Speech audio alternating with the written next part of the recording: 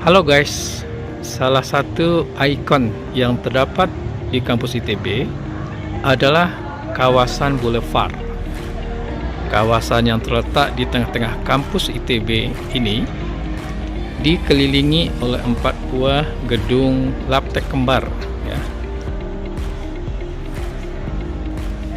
yaitu Labtek 5, kemudian Labtek 6,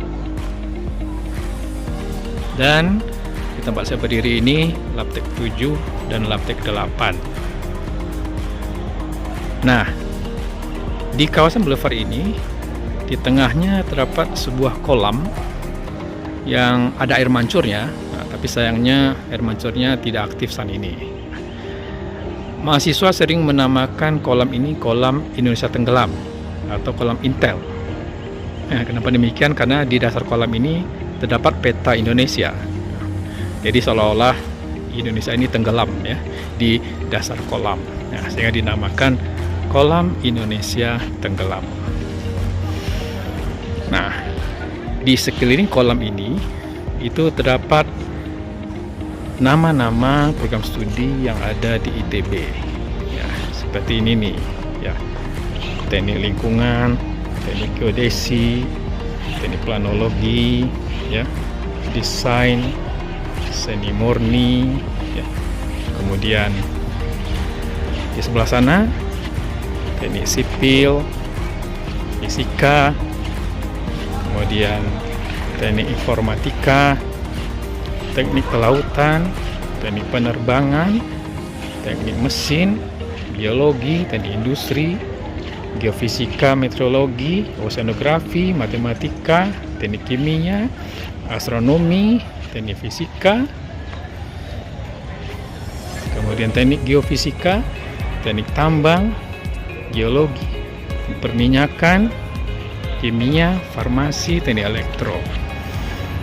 Nah, sebenarnya belum semua nama-nama program studi di ITB ada di sini.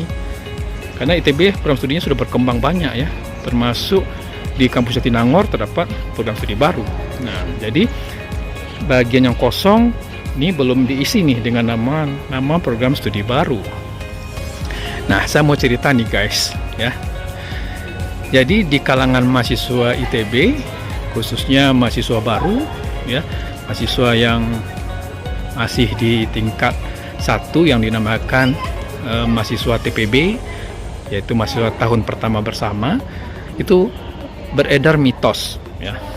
Mitosnya adalah jangan pernah menginjakkan kakimu di atas nama program studi yang kamu impikan. Nah, mitos ini juga beredar juga di kalangan siswa SMA, ya, yang ingin masuk ITB. Nah, kenapa ada mitos tersebut? Nah, katanya nih, ya, katanya yang namanya mitos kan juga belum tentu benar, ya. Jadi katanya kalau menginjakkan kaki di nama jurusan atau nama program studi yang diminati, maka nggak bakal lulus nanti masuk jurusan tersebut. Loh, kok gitu? Memang di ITB masuknya belum punya jurusan? Iya. Nah, jadi gini nih guys, ya. ITB ini berbeda dengan program studi, ya, di perguruan tinggi lain, ya. Kalau di perguruan tinggi lain itu mahasiswa sudah langsung punya jurusan ketika masuk, ya, sudah punya jurusan, ya, sudah punya program studi. Tapi di ITB tidak. Di ITB mahasiswa memilih fakultas terlebih dahulu, ya. Jadi milih stay, ya, milih FMIPA, milih FTMD, milih FTTM dan sebagainya. Nah, selama 1 tahun itu, ya, mahasiswa belajar mata kuliah yang hampir sama, ya. Ada matematika, fisika, kimia, olahraga, bahasa Inggris, dan sebagainya, gitu. Nah, jadi selama 1 tahun itu, ya, mahasiswa nantinya akan mengisi 3 kali kuesioner. Kuesioner pertama pada awal semester 1 ketika baru masuk. Kuesioner kedua ada akhir semester 1 dan kuesioner ketiga pada akhir semester 2. Apa yang diisi pada kuesioner tersebut? Nah, mahasiswa mengisi ya program studi yang akan dia pilih.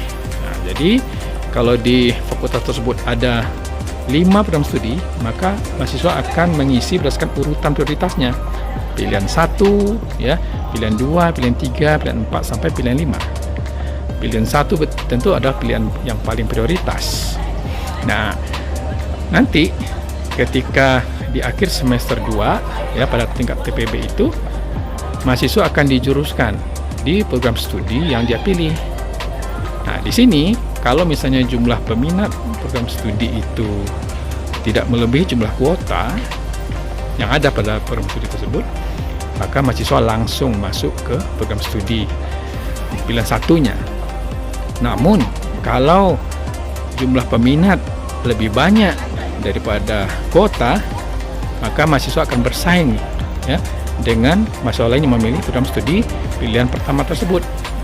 Nah, persaingan itu nanti berdasarkan IP ya, ini prestasi selama 2 semester tersebut. Kalau IP-nya tinggi ya, maka aman ya masuk pilihan pertama. Tapi kalau rendah, nah ini bisa masuk ke pilihan kedua, 3 dan seterusnya. Jadi mahasiswa ITB itu tidak hanya bersaing ketika masuk ITB, tapi juga bersaing ketika sudah berada di dalam fakultasnya. Nah, oleh karena itu, mitos yang mengatakan jangan menginjakkan kaki di jurusan, nama jurusan yang kamu minati di sekeliling kolam wisata tenggelam ini, nanti kamu nggak bisa masuk ke sana. Nah, sering dipercaya oleh sebagian mahasiswa. Nah, itu juga ya di kalangan siswa SMA. Nah, sehingga mahasiswa TPB itu ya karena percaya dengan mitos tersebut tidak berani menginjakkan kaki di program studi yang dia inginkan. Nah, misalnya di STE, kalau dia misalnya ingin masuk teknik informatika, maka dia nggak mau menginjak kakinya di sini gitu ya, di nama program studi ini. Nah, percaya atau tidak itu nama juga mitos ya kan guys ya.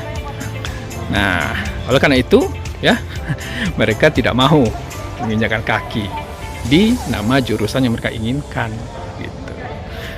Tapi kalau sudah masuk program studi yang mereka minati ya di tingkat 2, nah, baru mereka mau menginjakkan kaki di nama jurusan tersebut. Dan kalau sudah lulus di sidang, biasanya mahasiswa suka foto di nama jurusan tersebut di sini, sambil duduk di sini ya, sambil memegang bunga ya, lalu difoto oleh temannya di sini. Nah guys, kalau saya sih nggak terlalu percaya ya dengan mitos tersebut ya. Jadi mau saya injak nggak apa-apa juga ya kan, karena saya sudah nggak mahasiswa lagi. Jadi mau saya injak juga nggak ada masalah gitu ya. Ya, jadi kalau saya sih nggak percaya mitos tersebut, ya kan? Nah, kalau kamu ya terserah ya, percaya atau tidak mitos tersebut. Oke, guys, ya demikian cerita saya tentang salah satu mitos yang ada di kampus ITB. Ya, percaya atau tidak, ya itu hanyalah mitos, ya. Oke. Sampai jumpa pada video selanjutnya.